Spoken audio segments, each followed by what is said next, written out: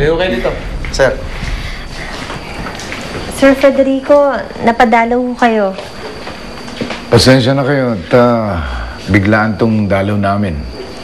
Meron lang talagang importanteng sasabihin tong si Inigo. Upo kayo.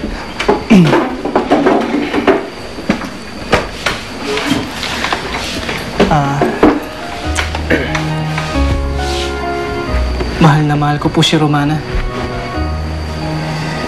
Kung papayag po sana kayo, gusto ko po sanang pakasalan ng anak ninyo.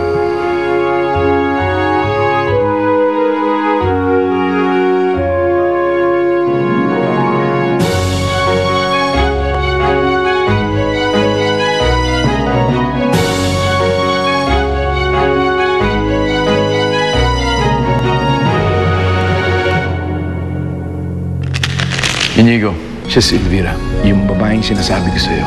I've heard so much about you. Ikakasal ka na. May imbitahan ko po kayo sa engagement party ko. Hindi ako mawawala. Pangako yan. Ako, Miss Romana, major ang ganda mo sa damit na yan. Alam mo naman ako, parang lumulutang ako sa saya. Ano naman tinira mo at lumulutang ka? Alam mo, Antonio, nakakasira ka ng araw. Pwede bang umalis ka na? Hindi naman ako pwede dahil ikakasal na ako kay Inigo. Ikakasal? Pipigilan ko sila. Huwag ka mawala ng pag-asa, Crisanta. Sumunod ka lang sa plano. Makukuha mo ang gusto mo. Di ba